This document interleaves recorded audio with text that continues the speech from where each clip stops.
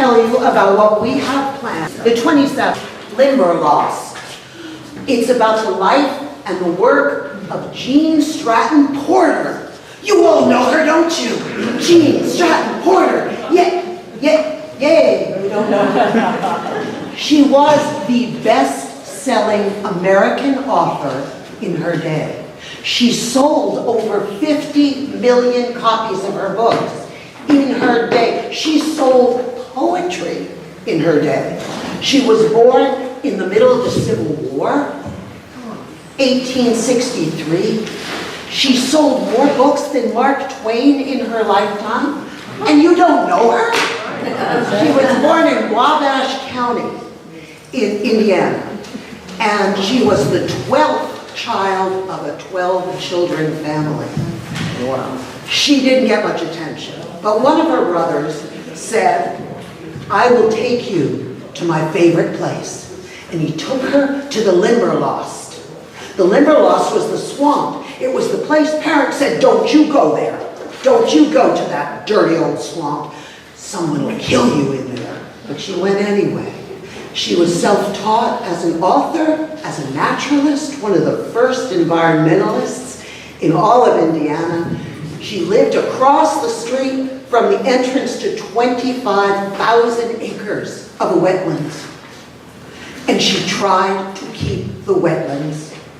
And she went in her books and described it. She went across the country. She went to the government and said, you must save this. And they drained it, all 25,000 acres. And they cut down the trees, and they got rid of the habitat for wildlife. And she said back in 1910, if you cut down the trees, and if you drain all this water, you are going to change the climate. She was the first person to talk about climate change.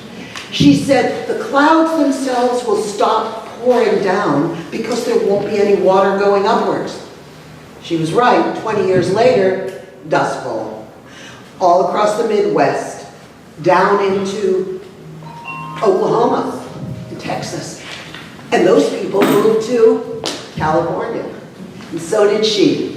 She was, of course, very wealthy. She moved to Beverly Hills, that is. In fact, she had built the first house in a place that had no name yet. Eventually it was called Bel Air.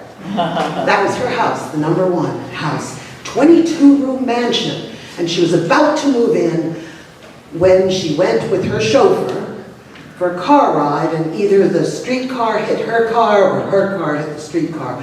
But they had no safety belts back then, and she got thrown out onto the road and died in 1924. But she is like an environmental saint. She wrote this book called A Girl from Limberlost. Limberlost was the name of the swamp, the wetlands all around her house, and it was called that. I'm not supposed to tell you this. You're supposed to come on the 27th to find this out. But I'll tell you. It was called Limberlost because a man named Tom Limber had gotten lost in the swamp. And then the parents told their kids, don't go in that dirty place. Limber got lost in there. And you shouldn't go in there anymore. But that was the place she loved, and it was the place that made her fortune, actually. So do come and see why she is called the Hoosier heroine, and why every child in Indiana has to read her books, and why people still to this day read the Book of Moths of the Limberlost. She's written the definitive book on butterflies and moths and all kinds of wildlife. Her homes are now state treasures. They are museums. She is really quite amazing. And her book, Girl from Limberlost, it was published in 1909, the same year that the Pope in the Vatican came to Notre Dame de Paris, the church that just burned almost to the ground, and he sanctified and canonized Saint Joan of Arc. And they told Joan of Arc that she was on a wild crusade, and it was just stupid what she was doing, and they burned her at the stake. And for centuries, nobody knew her name, because you didn't talk about someone who had been ostracized by the church.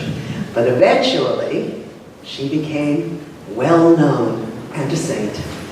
And I hope that Jean Stratton Porter will also become well-known, at least to you when you come a week from this Saturday to Hermosa Beach. But it's on that handout you have. And it will give, the funds, the monies will accrue to us, to the Sierra Club, not to me personally, but to the Sierra Club.